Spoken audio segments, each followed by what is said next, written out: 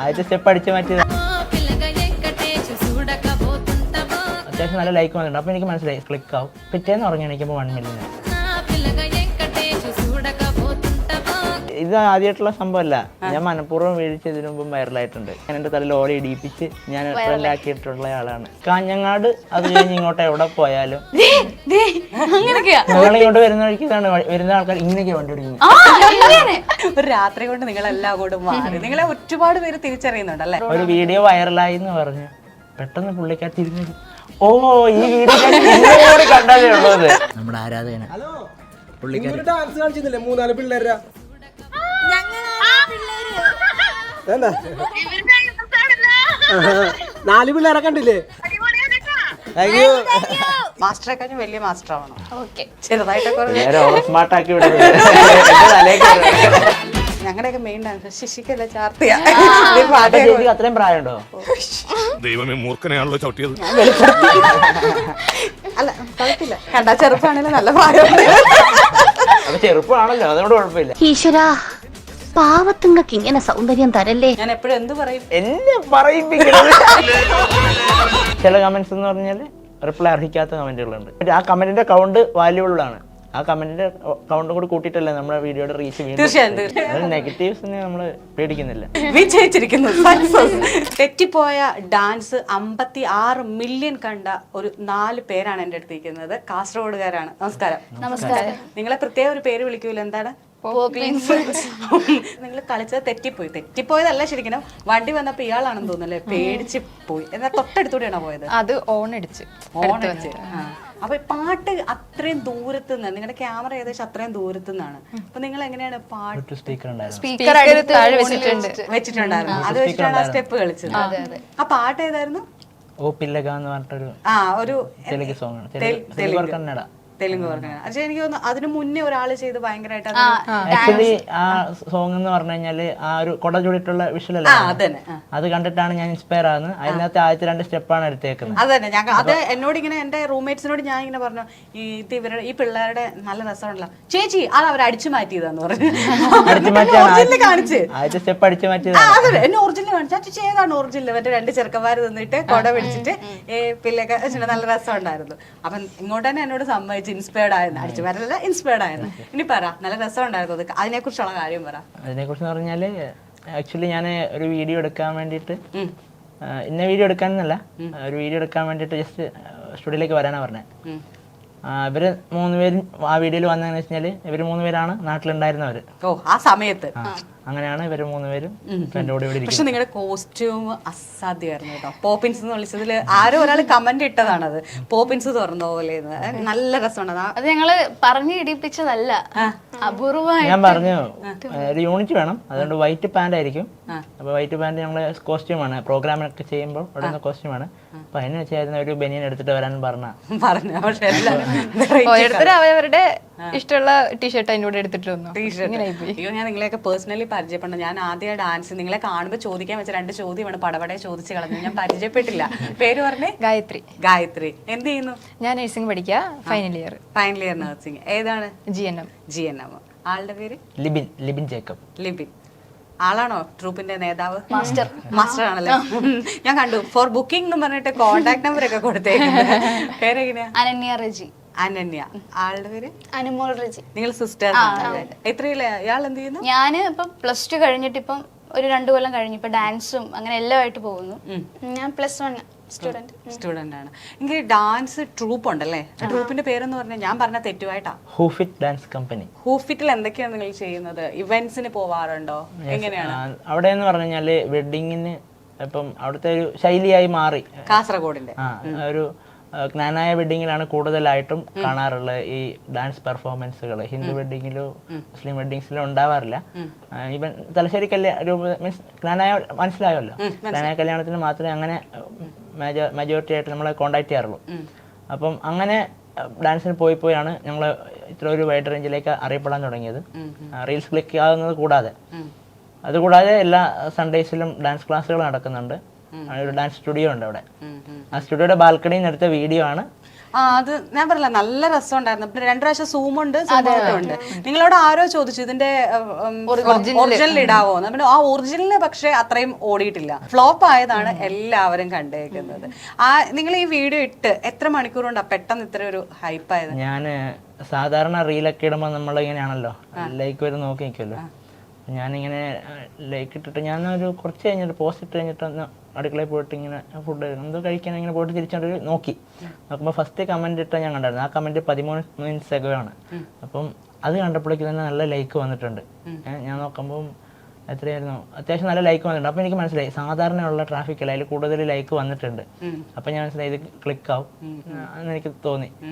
അങ്ങനെ പിറ്റേന്ന് ഉറങ്ങി എണീക്കുമ്പോൾ 1 മില്യൺ അടിച്ചു. 1 മില്യൺ അടിച്ച് ഒരു രാത്രി കൊണ്ട് നിങ്ങളെല്ലാം അങ്ങോട്ട് മാറി. നിങ്ങളെ ഒരുപാട് പേര് തിരിച്ചറിയുന്നുണ്ടല്ലേ? അപ്പൊ നിങ്ങൾ വന്ന വഴിക്ക് യൂബർകാരൻ എന്താ ചെയ്തു ഞാൻ പറയുന്നുണ്ട്. എന്തായാലും സംഭവം നമ്മളിങ്ങനെ ചോദിച്ചു എന്താ വന്നതെന്ന് ചോദിച്ചു. അപ്പം ഇന്നെ പോലെ ഇന്റർവ്യൂവിന് വന്നതാണ്, ഒരു വീഡിയോ വൈറലായി എന്ന് പറഞ്ഞു.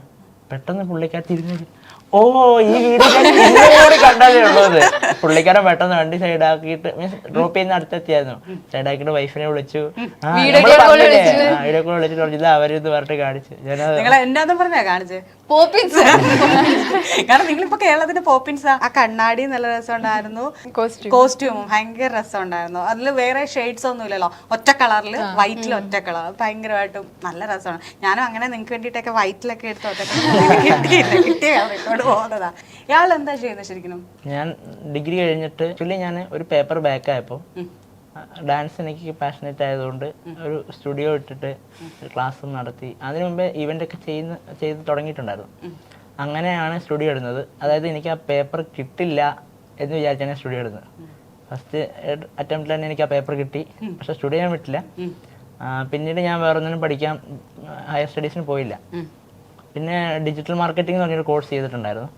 അപ്പം അതും ഇതിനെനിക്ക് ഹെൽപ്ഫുള്ളായി. ഓ എങ്ങനെ റീൽസ് വൈറലായത്? അതാണല്ലേ അടിതെറ്റിയ വീഡിയോ എടുത്തിട്ടിട്ട് വൈറലായത് അല്ലേ? നമുക്ക് വീഡിയോയിൽ ഒരു എലമെന്റ് ഉണ്ടെങ്കിൽ നമുക്ക് അറിയുമല്ലോ. അപ്പോൾ അതിൽ മികച്ച രീതിയിൽ എഡിറ്റ് ചെയ്ത്, അത്യാവശ്യം വീഡിയോ എഡിറ്റിംഗ് ആണ് എൻ്റെ ബേസിക്. ഞാൻ ഇതിന്റെ ക്രേസ് വീഡിയോ ഷൂട്ട് ചെയ്ത് എഡിറ്റ് ചെയ്യുന്നതിലാണ്. ആരൊക്കെ ക്യാമറ എടുത്തത്? അത് എൻ്റെ ഒരു സുഹൃത്താണ്.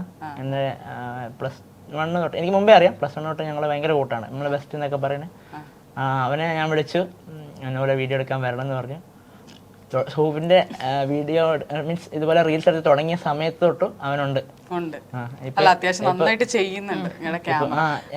അവൻ എന്നോട് പറഞ്ഞിട്ടുണ്ട്, എന്നിൽ നിന്ന് ഉൾക്കൊണ്ടിട്ടാണ് അവൻ വീഡിയോ എടുക്കുന്ന സ്കിൽസ്, മീൻസ് സ്ലൈഡിങ്ങും പാൻ ചെയ്യുന്നതൊക്കെ അവന് എന്നിൽ നിന്ന് ഉൾക്കൊണ്ടാ പഠിച്ചെന്ന് പറഞ്ഞിട്ടുണ്ട്. ഞാൻ വിശ്വസിച്ചു.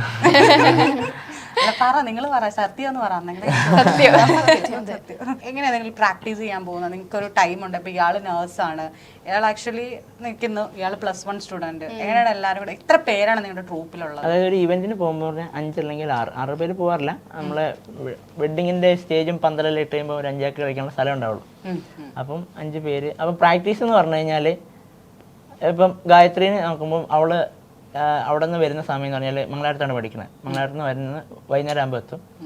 ചിലപ്പം ഗായത്രി ഇട ദിവസങ്ങളിലായിരിക്കും ഉണ്ടാവുക. ആ സമയത്ത് അതിന് ക്ലാസ് ഉണ്ടാവും. ക്ലാസ് ഉള്ള സമയത്ത് അപ്പം ഇവൾക്കൊരു പ്രാക്ടീസ് കൊടുക്കും. പല സമയത്താണ് പലർക്കും പ്രാക്ടീസ് കൊടുക്കുന്നത്. അനന്യ ഉണ്ടാവും. അനന്യ എന്ന് പറഞ്ഞാൽ എൻ്റെ ബാക്കപ്പായിട്ട് ഞാൻ കൊണ്ടു നടക്കുന്ന ആളാണ്. ഇപ്പോൾ ഞാനില്ലെങ്കിലും സ്റ്റുഡിയോ എനിക്കിപ്പോൾ ഏൽപ്പിക്കാൻ പറ്റുന്ന രീതിക്ക് അവള് പഠിപ്പിക്കാനും. നല്ല പിള്ളേരുണ്ടോ അവിടെ? അത്യാവശ്യം സ്റ്റുഡൻസ് ഉണ്ട്. ചെറിയൊരു മിനിമൽ സ്പേസ് ആണ്, എന്നാലും അവിടെ നിറച്ചും പിള്ളേരുണ്ട്. എന്നിട്ട് പ്രോഗ്രാം ഒക്കെ വരുമ്പോഴത്തേക്ക് പ്രോഗ്രാം വരുന്ന ദിവസം എല്ലാവരെ കൊണ്ട് ഞാൻ ലീവ് എടുപ്പിക്കും. അങ്ങനെയല്ല ഇവരെടുത്തോളും. എല്ലാരും ഒരു പാട്ട് കേട്ടാൽ തുള്ളാനിരിക്കുന്ന ടീമാ. ഒരു പ്രോഗ്രാം ഉണ്ടെന്ന് പറഞ്ഞാൽ എല്ലാവരും വരും. എന്ത് പരിപാടിയെങ്കിലും അവർ വരും. ഞാനിങ്ങനെ ജസ്റ്റ് സൂചിപ്പിക്കുള്ളൂ, നമുക്ക് അടുത്ത 8-ാം തീയതി പരിപാടി ഉണ്ട്. അപ്പൊ എന്നോട് ചോദിക്കും, എടാ അടുത്ത 8-ാം തീയതി പരിപാടിയില്ലേ? ഞാനില്ലേ? ചോദ്യം. ആശാനല്ലേ? മാസ്റ്റർ. സോറി. അപ്പം ഈ പരിപാടിക്ക് പോകുന്നെന്ന് പറഞ്ഞു, വീട്ടിൽ എങ്ങനെയാണ് നിങ്ങളുടെ? കാരണം ആളൊരു നേഴ്സാണ്. നേഴ്സിംഗ് എന്ന് പറയുന്നത്, നേഴ്സിംഗ് ഒരു മേഖല, അതിന്റെ ഒരു തരത്തിൽ നമ്മൾക്ക് ഒരിക്കലും പിന്നെ +1 എന്നൊക്കെ പറയുമ്പോൾ കളിച്ച് നടക്കാവുന്ന പ്രായം. നിങ്ങൾക്ക് ഒരു ഉത്തരവാദിത്തപ്പെട്ട ജോലിയിലുള്ള ഒരു വ്യക്തിയാണ്, അല്ലെങ്കിൽ ഉത്തരവാദിത്തപ്പെട്ട ജോലി ചെയ്യാൻ പോകുന്ന ഒരു വ്യക്തിയാണ്. അപ്പൊ എങ്ങനെയാണ് വീട്ടില്? പക്ഷെ വീട്ടില് അമ്മയാണെങ്കിലും 2 ഏട്ടന്മാരുണ്ട്, അച്ഛൻ, ആരും എന്നോട് പോകണ്ട എന്ന് പറഞ്ഞിട്ടില്ല. എല്ലാരും പരിപാടി ഉണ്ടോ പൊക്കോ, അവർക്ക് ഇഷ്ടമാണ്, അവർക്ക് ഡാൻസ് കളിക്കാൻ. അപ്പൊ അമ്മയാണെങ്കിൽ പോലെ ഒരു റീൽ എടുക്കുമ്പോൾ എടി നമുക്ക് ഈ റീൽ എടുക്കാം, അമ്മയ്ക്ക് ഇഷ്ടമാണ്, അമ്മയ്ക്ക് ഡാൻസ് കളിക്കാൻ, ഏട്ടൻ എല്ലാവർക്കും ഡാൻസ് കളിക്കാൻ ഇഷ്ടമാണ്. അപ്പം എന്തെങ്കിലും പരിപാടി ഉണ്ടെങ്കിൽ ശരി പോയിക്കോ. ഇപ്പം എക്സാം ഒക്കെ ആണെങ്കിൽ അന്ന് എക്സാം ഉണ്ടെങ്കിൽ വിടില്ല. ഇപ്പം അത് കഴിഞ്ഞിട്ട് എക്സാം എങ്കിൽ നീ ഇന്ന് പഠിച്ചോ നാളെ പൊക്കോ അങ്ങനെ പറയും. അങ്ങനെ പറയും. ഇന്ന് പഠിച്ചിട്ട് നാളെ പിന്നെ എങ്ങനെ എല്ലാരും കൂടെ ഒരു കുടക്കീഴി വന്നേ ഇവരൊക്കെ? ഒരു കുടക്കീഴിൽ വന്നതിന് കഥകളുണ്ട്. ഇത് തുടങ്ങുന്നതെന്ന് പറഞ്ഞാല് 2017-18 കാലഘട്ടത്തില്. അപ്പൊ പ്രളയമൊക്കെ ഉണ്ട്. ആ പ്രളയത്തിന് മുന്നാണ്. കറക്റ്റ് ഞാൻ പറഞ്ഞു തന്നില്ലേ, ഇനി പറ. ഓക്കെ. മനിക്സൺ, ഞാന്, പിന്നെ അബിൻ എന്ന് പറയുന്ന സുഹൃത്തുണ്ടായിരുന്നു. അബിൻ ഇപ്പം വിദേശത്താണ്. തുടങ്ങി കുറച്ച് നാൾ കഴിഞ്ഞപ്പോഴേക്കും വർക്കുകൾ വരുന്നുണ്ടായിരുന്നു. വർക്കുകൾ മെല്ലെ കുറഞ്ഞു വന്നപ്പോഴേക്കും നമ്മൾ ടീമിലേക്ക് പെൺപിള്ളേരുടെ സാന്നിധ്യം തുടങ്ങി. അതായത് വേറെ ഒരു ടീമുണ്ടായിരുന്നു അതേ നാട്ടിൽ തന്നെ, ഇതുപോലെ റീൽസിലൊക്കെ ഷെയർ ചെയ്ത് ഉണ്ടായിരുന്നൊരു ടീമുണ്ടായിരുന്നു. അപ്പോൾ അവരുമായിട്ട് ഒരു റീൽ എടുത്തിട്ടാണ് ഞങ്ങളുടെ ടീമിലേക്ക് ആദ്യമായിട്ട് പെൺ സാന്നിധ്യം വരുന്നത്. പിന്നീട് അവരുടെ സാന്നിധ്യത്തിൽ കളിക്കാൻ വേണ്ടിയിട്ട് ഓരോ കുട്ടികളെ കൂട്ടി ഇപ്പോൾ സ്റ്റുഡിയോയിൽ ഏകദേശം പെർഫോമൻസ് ചെയ്യാൻ വേണ്ടി തന്നെ ഏകദേശം 20ഓളം പെൺകുട്ടികൾ വന്നു പോയിട്ടുണ്ട്. അതിൽ പലരും ഇന്ന് പുറത്താണ്, ജർമ്മനി, UK. അപ്പോൾ ഇവിടെ വന്നാൽ രക്ഷപ്പെടുമെന്നാണ് എല്ലാവരും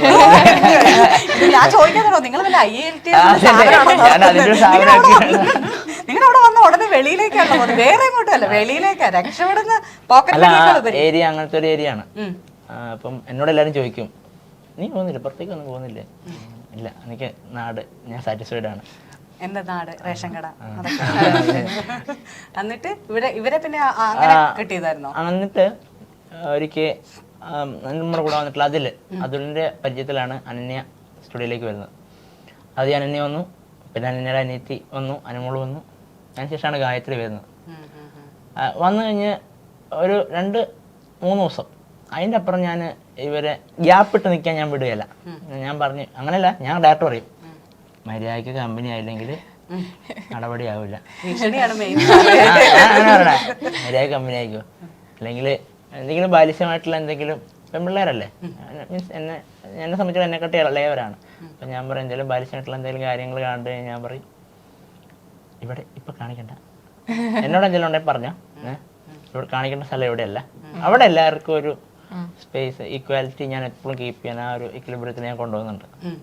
അതുകൊണ്ടായിരിക്കണം എല്ലാവരും സ്റ്റുഡിയോയിലേക്ക് എന്ന് പറഞ്ഞു കഴിഞ്ഞാൽ ഒരു തവണ വിളിച്ചാൽ മതി, ഇച്ചിരി ലേറ്റ് ആയാലും പിന്നെ രണ്ടാമതൊന്നും വിളിക്കേണ്ടി വരികയില്ല, എത്തിക്കോളും. എല്ലാവരും ഇൻട്രസ്റ്റഡ് ആ വരാൻ വേണ്ടിയിട്ട്, അവിടെ പെർഫോം ചെയ്യുന്ന ആരാണെങ്കിലും.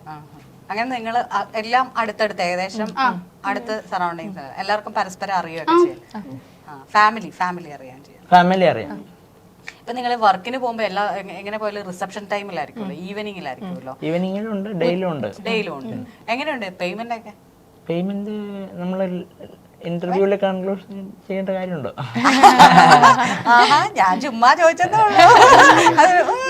ആശാനാട്ടോ, ശരിക്കും ഇപ്പൊ എനിക്ക് മനസ്സിലായി നിങ്ങളൊക്കെ എങ്ങനെയാ കളിക്കുന്നത്. എനിക്ക് ഇപ്പൊ മനസ്സിലായി. ഞാൻ ചുമ്മാ ചോദിച്ചതേ ഉള്ളൂ. വരുമാനം അതിന് ഇങ്ങനെയൊന്നും വേണ്ട, പറ്റിക്കാനാണെങ്കിലല്ലേ അങ്ങനെയൊന്നും പറയുന്നത്. അല്ല, ഇതുവഴി നിങ്ങൾക്ക് എന്തെങ്കിലുമൊക്കെ കിട്ടിക്കോട്ടെ എന്ന് വെച്ചിട്ടായിരുന്നു. ഇനിയിപ്പോ വേണ്ട, നല്ല പേയ്മെന്റ് ഇവർക്ക്. നല്ല വർക്കിന് നല്ല പേയ്മെന്റ് കൊടുക്കേണ്ടി വരും. അതൊരു കോൺഫിഡൻസ് ആണ്, അതെനിക്ക് ഇഷ്ടപ്പെട്ടു. കാരണം നിങ്ങൾക്കത് സാറ്റിസ്ഫൈ ചെയ്യാൻ പറ്റുമോ നിങ്ങളുടെ ഒരു കോൺഫിഡൻസിലാണ് നിങ്ങൾ അതിന്റെ പേയ്മെന്റ് പറയുന്നത്. ഞാൻ ചോദിച്ചാൽ നല്ല വർക്ക് ഉണ്ടോ, നല്ല പേയ്മെന്റ് ഉണ്ടോ ചോദിച്ചാൽ അത് കോൺഫിഡന്റ് ആയിട്ട്, യെസ് ഞങ്ങൾക്ക് നല്ല വർക്ക് ഉണ്ട്, നല്ല കോൺഫിഡന്റ് ആണ്. അതാണ് കോൺഫിഡന്റിന്റെ ഭാഗമാണ് അത്. ഇപ്പൊ ഈ വൈറലായി കഴിഞ്ഞ് കഴിഞ്ഞിട്ട് നാട്ടിൽ ഇറങ്ങി നടക്കാൻ പറ്റുന്നുണ്ടോ? നാട്ടിലിറങ്ങി നടക്കാൻ വലിയ കുഴപ്പമില്ല. അവിടെ ഞങ്ങൾ നേരത്തെ അറിയാലോ, ഈ കാഞ്ഞങ്ങാട് അത് കഴിഞ്ഞ് ഇങ്ങോട്ട് എവിടെ പോയാലും ഇങ്ങോട്ട് വരുന്ന വഴിക്ക് വരുന്ന ആൾക്കാർ ഇങ്ങനെയൊക്കെ വണ്ടി ഓടിക്കുന്നത്. അത് ചിലപ്പോ സൗന്ദര്യം കണ്ടിട്ടായിരിക്കും. ആണോന്നൊരു നിമിഷമില്ല. അല്ല, പോപ്പിൻസിനെ കണ്ടിട്ടല്ലേ കേട്ടോ ഞാൻ നിങ്ങൾ ഈ ഡ്രസ്സിലാണ് വന്നിറങ്ങി. ഞങ്ങളെ ബ്രേക്ക്ഫാസ്റ്റ് കഴിക്കാൻ വന്നിടത്തൊന്നും ഇതേപോലത്തെ ഒരു അനുഭവം ഉണ്ടായി. എന്താ അതുപോലെ പുള്ളിക്കാരൻ വന്നിട്ട് ഇത് അവരല്ലേ, അവര് തമ്മിൽ പറഞ്ഞാണ്. അപ്പൊ ഞാൻ കേട്ടോ, ഞാൻ അപ്പൊ അവരോട് അങ്ങോട്ട് വിളി, അതെ അവര് തന്നെയാണ്. ഇവിടെ ഇടയ്ക്ക് കൊച്ചിയിലേക്ക് ഒന്ന് ദർശനം തരാൻ നിങ്ങളുടെ കണ്ണാടി കൊണ്ടുവന്നിട്ടില്ല അല്ലേ? ക്ലാസ് മറന്നുപോയി. ഇതാണല്ലേ യൂണിറ്റി. മറന്നുപോയാലും ഒരുമിച്ച്. അതെനിക്ക് എടുക്കണമെന്ന് ആലോചിച്ചു, പിന്നെ വരാൻ നേരത്ത് വേഗം വന്നു. ആളെന്താ മിണ്ടാണ്ടിരിക്കുന്നേ? എന്നോട് ഇതിലും ചോദിക്കണ്ടേ? അല്ലേ ഇന്റർവ്യൂവറുടെ കടമയല്ലോ. എന്നെ പറയാൻ ആശാനല്ല മാസ്റ്റർ. ആശാനല്ല മാസ്റ്റർ അല്ലേ? മാസ്റ്റർ എല്ലാം മറുപടി പറഞ്ഞു. എനിക്ക് അങ്ങോട്ടേക്ക് നോക്കാൻ പറ്റുന്നു. അപ്പൊ ഇടയ്ക്ക് കയറി സ്മാർട്ടായിട്ട് നമ്മള് പറയണം. ആരും നമുക്ക് അവസരം കൊണ്ടേ തരത്തില്ല. നമ്മൾ ഇടിച്ചു കയറി നിൽക്കണം. മാസ്റ്ററെ കഴിഞ്ഞ് വലിയ മാസ്റ്റർ ആവണം. ഓക്കെ, ചെറുതായിട്ടൊക്കെ സ്മാർട്ടാക്കി പറ. പ്ലസ് വണ്ണുകാരിക്ക് ഈ പഠിത്തത്തിനിടയ്ക്കും ഈ സമയം കണ്ടെത്തി പോയിട്ട് സ്കൂളിൽ എങ്ങനെ ടീച്ചേഴ്സിന്റെ നല്ല വഴക്കാ. പറ. എനിക്ക് ഇപ്പഴൊരു ആശ്വാസമാണ്. ഞാൻ ചോദിച്ചതിന് ഒരു ഫീൽ കിട്ടിയത് ഇപ്പഴാ. ഈ ഹെയർ സ്റ്റൈൽ ഇങ്ങനെ കെട്ടുന്നതിന് വരെ പറയും. അതെ, ഇങ്ങനെ കെട്ടുന്നതും ഞാൻ ഇത് ഫുൾ എടുത്ത് ഇങ്ങനെ കെട്ടണം എന്നൊക്കെ അവര് പറയുന്നേ. മറ്റേ ഈ സ്കൂളാണോ ഇങ്ങനെ രണ്ട് വശത്തേക്ക് അത്രയ്ക്ക് പ്രാധാന്യമല്ല. അല്ലല്ല, ചില സ്കൂളുകളിൽ രണ്ടായിട്ട് മെടഞ്ഞു കെട്ടണം എന്നുണ്ട്. അങ്ങനെയില്ല. എന്റെ അനിയത്തി അങ്ങനെ കെട്ടണം എന്നുള്ള ഒരു സ്കൂളിൽ ചെന്ന് 8ാം ക്ലാസ് ജോയിൻ ചെയ്ത് അവള് ജോയിൻ ചെയ്തിട്ട് പിറ്റേ ദിവസം അവള് മുടി മുറിച്ച് കളഞ്ഞ്. അപ്പൊ പിന്നെ കെട്ടണ്ടല്ലോ. ഞാൻ അതുകൊണ്ടാ ചോദിച്ചത്. അവിടെ അങ്ങനൊന്നുമില്ല. ഇഷ്ടമുള്ള പോലെ കുറെ പേരുണ്ട് മുടി അഴിച്ചിട്ട് ഇഷ്ടമുള്ള പോലെ നടക്കുന്നത്. എന്നോട് വന്ന് ക്ലാസ് ടീച്ചർ പറഞ്ഞു, എന്താ സ്റ്റാഫ് റൂമിൽ ഫുള്ള് ചർച്ചയാണ്, നീ മുടി അഴിച്ചിട്ടിട്ട് ഇങ്ങനെയൊന്നും കെട്ടിക്കൊണ്ട് വരില്ലെന്ന്. പക്ഷെ ഫാൻസ് ഉണ്ട് ഇൻസ്റ്റഗ്രാമില് ഈ ഹെയറില്. സ്കൂളിലും കുറെ പേർക്ക് എന്റെ മുടി ഭയങ്കര ഇഷ്ടമാണ്. അപ്പൊ പിന്നെ ഞാൻ സ്കൂളിൽ ഇങ്ങനെ തന്നെ കെട്ടാറ്, വേറെ ഒന്നുമില്ല. പിന്നെ ഈ വീഡിയോ കൂടെ ഇറങ്ങിയ പിന്നെ ഇങ്ങനെ കെട്ടിട്ടുള്ളൂ. ടീച്ചർ അത് കേൾക്കുന്നുണ്ടായിരിക്കുമല്ലോ നമ്മുടെ ഇന്റർവ്യൂ. കേൾക്കണല്ലോ. പക്ഷെ ടീച്ചർ പോവാ. പക്ഷെ ടീച്ചർ ഇങ്ങനെ സ്റ്റാഫ് റൂമിലെ കുറച്ച് ടീച്ചേഴ്സ് ഒക്കെ പറഞ്ഞിട്ട് അങ്ങനെ എന്നോട് വന്ന് ക്ലാസ് ടീച്ചർ പറഞ്ഞു കഴിഞ്ഞപ്പോ ടീച്ചറിനോട് എന്നാ മറുപടി പറഞ്ഞേ? ഞാൻ ടീച്ചറിനോട് പറഞ്ഞു, ടീച്ചർ എന്നോട് പറഞ്ഞു, എന്താ തിങ്കൾ മുതൽ വെള്ളിയാഴ്ച വരെ നീ പഠിക്കാൻ വരണം, ശനിയും ഞായറും പ്രോഗ്രാമിന് വെക്കുന്നു. പക്ഷെ ഈ ഇടയ്ക്ക് ഈ തിങ്കളോ വല്ലതും ഉണ്ടാവുമല്ലോ, ഞാൻ ഒരു ദിവസം ലീവ് ആയിരുന്നു. അപ്പൊ ഞാൻ പറഞ്ഞു, ഇല്ല ടീച്ചർ, എന്താ ചിലപ്പോ പോയേ പറ്റൂ, ഞാൻ എന്തായാലും ലീവ് എടുക്കുന്ന ദിവസം ഞാൻ അന്നത്തെ പഠിച്ചോളാന്നൊക്കെ പറഞ്ഞു. പിന്നെ കുഴപ്പമൊന്നുമില്ല, വീട്ടില് സപ്പോർട്ടാ, അതുകൊണ്ട് വീട്ടില് നല്ല സപ്പോർട്ടാ. വീട്ടില് നിങ്ങൾ 2 പെൺമക്കളാ? അല്ല, ഒരു ചേട്ടായും കൂടെ ഉണ്ട്, മൂത്തത്. ചേട്ടായി എന്തെടുക്കുന്നു? ചേട്ടായി ഇപ്പൊ ലോജിസ്റ്റിക്സ് വർക്ക് ചെയ്യും. നിങ്ങൾക്ക് ആർക്കും കാസർഗോഡ് ഭാഷയില്ലല്ലോ? ഇല്ല, ഞങ്ങള് കോട്ടയംകാരുടെ ഇടയ്ക്കാണ് താമസം. അല്ല, അതെനിക്ക് മനസ്സിലായി. ഞാൻ കുറെ ഞാനിത് കാസർഗോഡ് വന്നിട്ട് എന്റെ ലാംഗ്വേജ് കോട്ടയത്തിന്റെ ഞങ്ങൾക്ക് കൂടി മനസ്സിലായി. ചേട്ടായി എന്ന് പറഞ്ഞപ്പോഴേ ഞാൻ ഒന്നുകൂടെ കിടങ്ങി. അതാ ഞാൻ ഭാഷ ചോദിച്ചേ. ഇവിടെ ഞങ്ങള് കോട്ടയംകാരാ ചേട്ടായി, ഞങ്ങളെ ചേട്ടായി എന്ന് വിളിക്കുന്ന. അതാ നമ്മുടെ ഏരിയയിലൊക്കെ ഇങ്ങനെ തന്നെയാ. ഇനി കാസർഗോഡ് മെയിൻ പള്ളികളൊക്കെ ഉള്ളത് നമ്മുടെ ടൗണുകളിലൊക്കെ. കാസർഗോഡ് അങ്ങ് അറ്റം പോണം. +1 ഏതാണ്? ഞാൻ കൊമേഴ്സ് ആയിരുന്നു ഫസ്റ്റ് എടുത്തത്, പിന്നെ സയൻസിലോട്ട് മാറിയതാ. അപ്പം സയൻസിൽ കുറെ പാടമൊക്കെ തീർത്ത് കാണുമല്ലോ. അപ്പം അവർക്കപ്പോൾ എനിക്കത് ഞാനിപ്പോൾ നോട്ടൊക്കെ എഴുതി വരുന്നതേ ഉള്ളൂ. അവരത് എനിക്ക് എക്സാം എഴുതിയാലും എഴുതിയാലും കണക്ക് തന്നെയാണ്. പിന്നെ അതുകൊണ്ട് പഠിച്ചിട്ടൊക്കെ കുറച്ചുകൂടെ കഴിഞ്ഞ് എഴുതാന്ന് വിചാരിക്കും. ഒരു എക്സാം കട്ട് ചെയ്തു. ആൾക്ക് വേണ്ടി വേറെ എക്സാം ഒക്കെയാ. എഴുതിയാലും കണക്കാണ്. ഇതൊക്കെ തുറന്നു പറഞ്ഞ ടീച്ചേഴ്സ് ഒക്കെ കേക്കത്തില്ലേ? അല്ല, ഇത് ടീച്ചർമാർക്ക് അറിയുന്ന കാര്യല്ലേ, എന്താ പേടിക്കാനല്ലേ. ഇയാള് സയൻസ് ആയിരുന്നോ? പിന്നെ 4ാം വർഷമല്ലേ GNM? GNM 3 വർഷമല്ലേ ഉള്ളൂ. 3 വർഷം. അപ്പം ഇപ്പൊ ഏതാ വർഷം? 3ാം വർഷം. 3ാം വർഷം. അപ്പം പ്രാക്ടീസിനൊക്കെ പോകണ്ടേ? പ്രാക്ടീസ് ഞാൻ മംഗലാപുരത്തായിരുന്നു, അത് ഫിനിഷ് ചെയ്തിട്ട് ഞാൻ വന്നത്. ഇനിയിപ്പോ എക്സാമിന് പോയാൽ മതി. ഇനിയിപ്പോ എന്റെ പ്രാക്ടീസ് നാട്ടിൽ തന്നെയാണ്. ഇപ്പൊ 21 വരെ ഞാൻ ലീവ് വെച്ചിട്ടുണ്ട്. ഇപ്പൊ ഹോസ്പിറ്റലിലല്ലേ പോകേണ്ടത്? അത് ടൈമിംഗ് ആണോ എങ്ങനെയാ? ഹോസ്പിറ്റലില്ല, ടൈമിംഗ് ഉണ്ട്. അത് 2 ഷിഫ്റ്റുള്ള ഹോസ്പിറ്റലാ. ഒന്നെങ്കിൽ ഡേ അല്ലെങ്കിൽ നൈറ്റ്. മറ്റേ ഒരു റീൽ ഉണ്ടായിരുന്നു, ഒരു രണ്ട് ഡോക്ടർമാര് റീല് കളിച്ചിട്ട് വൈറലായി. ഓക്കെ, പണ്ട്. നല്ല ഡാൻസ് ആണ് പുള്ളിക്കാരന്റെ ഡാൻസ്. നല്ല ഡാൻസ് ആണ്. നല്ല ഡാൻസ് ആണ്. അപ്പൊ അതുപോലെ ഇനി കുത്താൻ പോകുമ്പോ ഇനി അങ്ങനെയൊക്കെ ആയിരിക്കുമോ? ഏയ്, കൂടെ ഇങ്ങനെ കളിക്കുന്ന നമ്മളെ ഷിഫ്റ്റ് ആക്കിയിട്ട് ഓരോ ഹോസ്പിറ്റലിലേക്ക് ഇട്ടേക്കുന്നത്. ഞാനിപ്പം കയറുന്ന ഹോസ്പിറ്റലിൽ ഞങ്ങൾ 3 പേരെന്തോ ഉള്ളൂ. അപ്പൊ അങ്ങനെ ഡാൻസ് കളിക്കുന്നവരൊക്കെ വേറെ. പണ്ട് ഏതോ ഒരു വീഡിയോയിലേ നമ്മൾ കണ്ടിരുന്നതാണ്, എനിക്കിഷ്ടം അങ്ങനെയൊക്കെ കാണുന്ന ഒരു രോഗിക്ക് കിടക്കുമ്പോൾ അച്ഛന് പാട്ട് പാടിക്കൊടുത്ത ഒരു വീഡിയോ ഭയങ്കര വൈറലായി. പിന്നെ അതുപോലെ തന്നെ ഒരു കാലിക്കട്ടുള്ള ഒരു ഡോക്ടർ സർജറിക്കിടയിൽ ആ രോഗിയും ഡോക്ടറും കൂടെ പാട്ട് പാടി. ഒരു കൊച്ചു കൊച്ചായിരുന്നു. നമ്മൾ അവരുടെ ഇന്റർവ്യൂ ഒക്കെ എടുത്തിട്ടുണ്ടായിരുന്നു. ലൈക്ക് ഞാനിപ്പോൾ അത് പറഞ്ഞു വന്നത് എന്താണെന്ന് വെച്ചാൽ, നമ്മൾക്ക് ഒരു പ്രൊഫഷൻ ഉണ്ടാവും. അത് നമ്മുടെ ഒരു വരുമാനം അല്ലെങ്കിൽ കൊണ്ടുവരുന്നത്. പക്ഷെ നമുക്കൊരു ഇഷ്ടപ്പെട്ട ഒരു പാഷൻ ഉണ്ടാവും. നമുക്ക് പാഷനും വേറെ പ്രൊഫഷനും വേറെ. ചിലവർക്കാണ്, ഇപ്പം ഇയാളെ പോലുള്ളവർക്കാണ് പാഷനും പ്രൊഫഷനും ഒരേപോലെ കൊണ്ടുപോകാൻ പറ്റുന്നത്, അല്ലേ? ഞങ്ങൾ ഹാപ്പിയാണ്. ഇന്ന് വരെ എന്നോട് ചോദിച്ച എല്ലാവരോടും അങ്ങനെ തന്നെയാണ് ഞാൻ പറഞ്ഞിട്ടുള്ളത്. മീൻസ് അല്ലെങ്കിൽ എല്ലാവരും വിചാരിക്കും ഇവിടെ ഇതെല്ലാം എത്തി ക്ലിക്കായി കഴിഞ്ഞായിരിക്കും പറയുന്നതെന്ന്. ഞാൻ സ്റ്റുഡിയോ എന്നുള്ള തീരുമാനം വരുന്നതിന് മുന്നേ തന്നെ എൻ്റെ തീരുമാനം അതന്നെയായിരുന്നു. ഫാമിലിയിൽ ഇങ്ങനെ പ്രഷർ ഉണ്ടോ? എങ്ങനെ? അയ്യോ അല്ല വെളിയിൽ പോണെന്നോ? അയ്യോ അമ്മയ്ക്ക് ഇച്ചിരി ടെൻഷനാ. അമ്മ പറയും അയ്യോ മുമ്പ് ഉണ്ടാ കേട്ടോ. വീട്ടിൽ കണ്ടാ മതി. പണ്ട് ആടുജീവിതത്തിന്റെ കഥ പടം ഇറക്കുന്നതിന് മുമ്പേ അമ്മയ്ക്ക് പേടിയായതാ ഗൾഫിൽ പോകുന്നവരൊക്കെ പെടും. അതാണ് ഇപ്പൊ പടം കൂടെ കാണിച്ചു കൊടുത്താൽ മതി അല്ലേ? അമ്മ പെട്ടു അയ്യോടാ. അതെങ്ങനെയാ ചില ആളുകൾക്ക് അവരുടെ മക്കള് എപ്പോഴും അടുത്ത് വേണമെന്നുണ്ട്. പക്ഷെ ഇപ്പൊ നിങ്ങൾ ഈ പറഞ്ഞ കോട്ടയം ഭാഗത്ത് അങ്ങനെയൊന്നുമില്ല. അവര് എല്ലാരും വെളിയിലാണ്. മക്കള് രക്ഷപ്പെടട്ടെ, ചില ബാക്കപ്പ് ഉണ്ടാവട്ടെ എന്നുള്ളതാണ് എപ്പോഴും ചിന്തിക്കുന്നത്. എന്റെയൊക്കെ പേരൻസ് ഇതുപോലെ തന്നെ വെളിയിലൊക്കെ വിടാൻ ഭയങ്കര ബുദ്ധിമുട്ടുണ്ട്. ആയ കാലത്ത് അവരുടെ കൂടെ ഉണ്ടാവുക എന്നുള്ളതല്ലേ കാര്യം.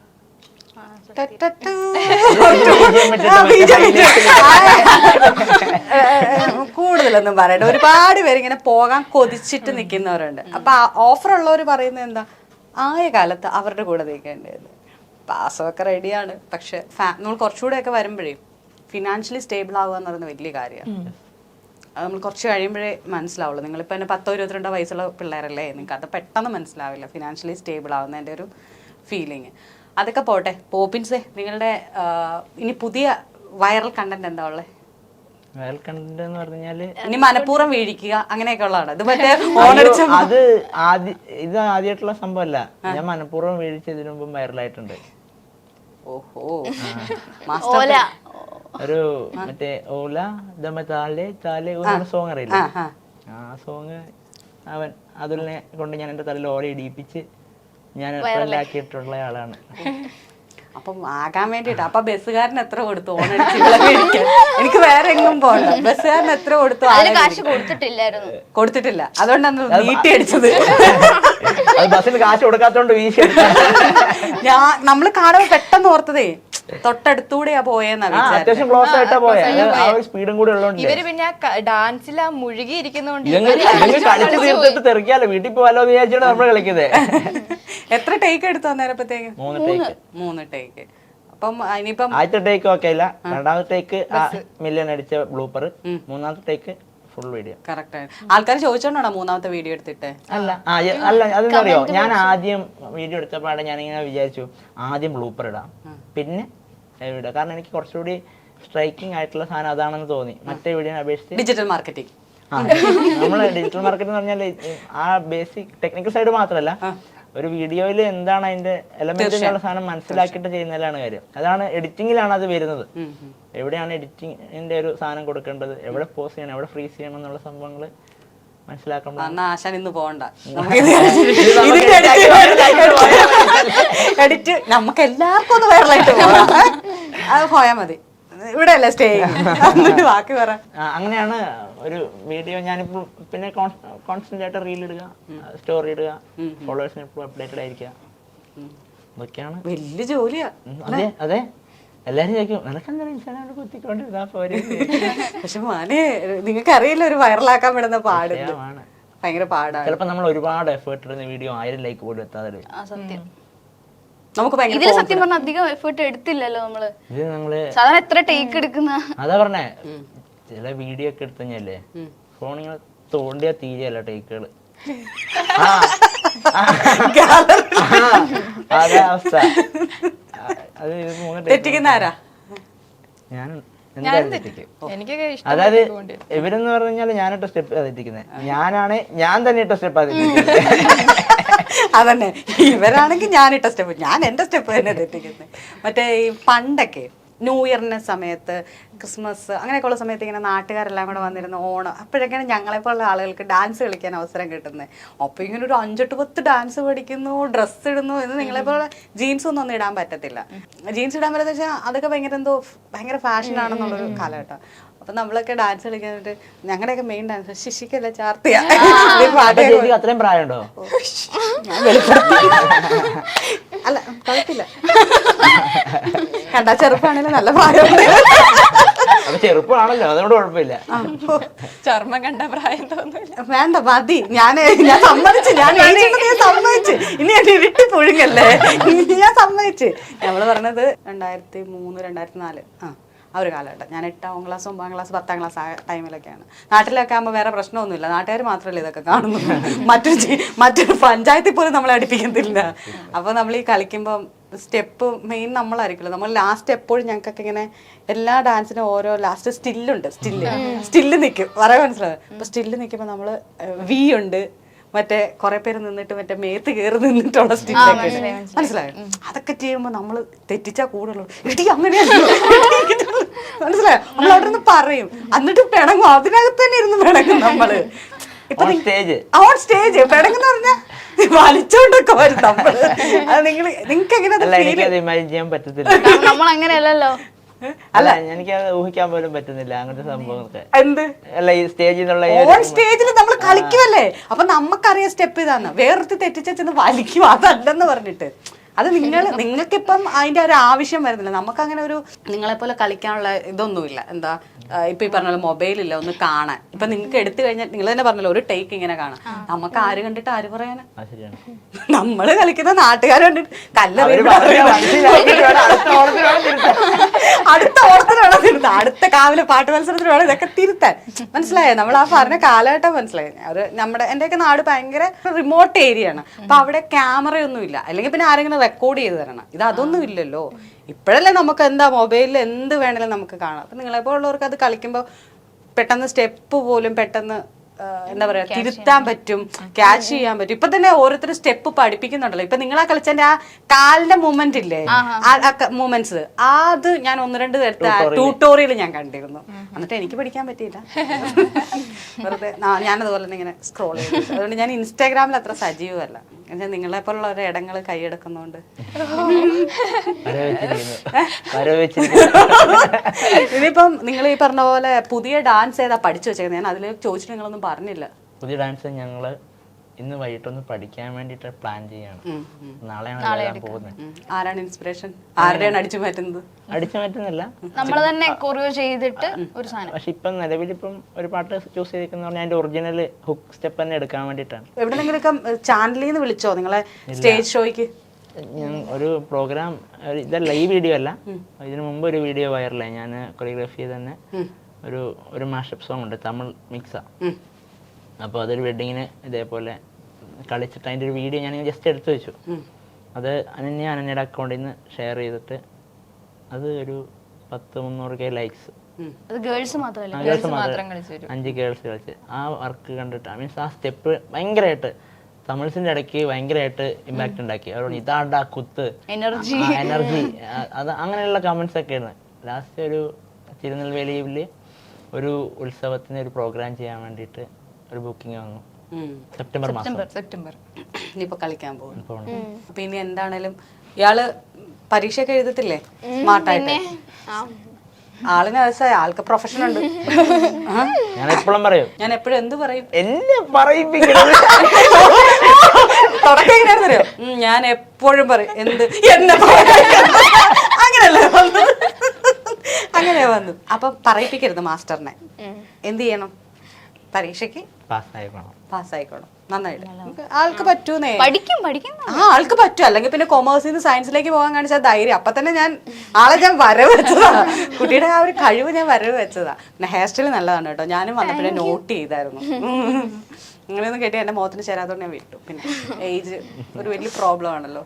പിന്നെ വേറെ നമ്മള് പ്രോബ്ലം ആണെന്ന് വിചാരിക്കുന്നിടം വരെ ഉള്ളൂ.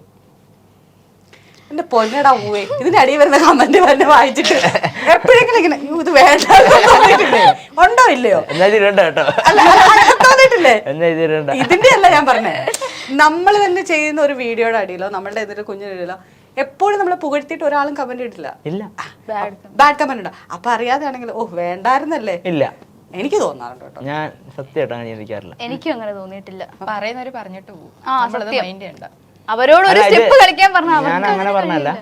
നമ്മള് എല്ലാ സ്ഥിരം ഒരു ഡയലോഗാണ്, അതൊന്ന് പറയാം. ക്ലീഷയാണ്. കുറയ്ക്കുന്ന എല്ലാ പട്ടീനെ കല്ല് പറക്കറിയാന്ന് കഴിഞ്ഞാൽ തീരില്ല എന്ന് പറയില്ലേ, അതുപോലെ ഞാൻ അത്യാവശ്യം എന്നെ കൊണ്ട് പറ്റുന്ന കമൻസിനെല്ലാം ഞാൻ അത്യാവശ്യം നല്ല രീതിക്ക് റിപ്ലൈ കൊടുക്കുന്നുണ്ട്. സ്ട്രൈക്ക് ചെയ്ത് കൊടുക്കേണ്ട കമൻസ് സ്ട്രൈക്ക് ചെയ്ത് കൊടുക്കുന്നുണ്ട്, ലവബിൾ ആയിട്ട് കൊടുക്കേണ്ട കമൻസ് ലവബിൾ ആയിട്ട് കൊടുക്കുന്നുണ്ട്. ചില കമൻസ് ഉണ്ട് ആശാന്റെ ലവബിളൊക്കെ ഇടയ്ക്ക് നോക്കുന്നത് നല്ലതാ. ഏതൊക്കെ അക്കൗണ്ടിലേക്ക് ലവബിൾ ഇത് ഭയങ്കര മാനിപ്പുലേറ്റിംഗ് ആണ്. സോറി, ഇടയ്ക്ക് ഞാൻ എന്നില് ഉണർന്നതാ, പ്രശ്നമല്ല. പറഞ്ഞോ. അപ്പോൾ ചില കമൻസ് എന്ന് പറഞ്ഞാൽ റിപ്ലൈ അർഹിക്കാത്ത കമന്റുകളുണ്ട്, അത് നമ്മൾ അങ്ങനെ വിടും. ആ കമന്റിന്റെ കൗണ്ട് വാല്യൂബിൾ ആണ്, ആ കമന്റിന്റെ കൗണ്ട് കൂടി കൂട്ടിയിട്ടല്ലേ നമ്മുടെ വീഡിയോയുടെ റീച്ച് വീണ്ടും. തീർച്ചയായും നെഗറ്റീവ് കമന്റ്സ് ഒരുപാട് വന്നാൽ നമ്മുടെ വീഡിയോ ഓടിയെന്നതിനർത്ഥം. പിന്നെ ഒന്നും നോക്കണ്ട, വിജയിച്ചിരിക്കുന്നു. നെഗറ്റീവ്സിനെ നമ്മൾ പേടിക്കുന്നില്ല. പേടിക്കണ്ട, നിങ്ങൾക്ക് ഡാൻസ് കളിക്കാൻ അറിയാവുന്ന. അടുത്ത സ്റ്റെപ്പിൽ അടുത്തത് വൈറലാക്കി കാണിക്കുകയും അല്ലെങ്കിൽ അടുത്തതിൽ അതിലും നന്നായിട്ട് പെർഫോം ചെയ്യുന്നത്. നിങ്ങളുടെ കൂടെയുള്ള എല്ലാ ടീംസിനോടും സ്നേഹാന്വേഷണം പറയണം. ഏതായാലും ഇവിടെ വന്നതിനും ഞങ്ങളോട് സംസാരിച്ചതിനും വളരെയധികം നന്ദി. Thank you.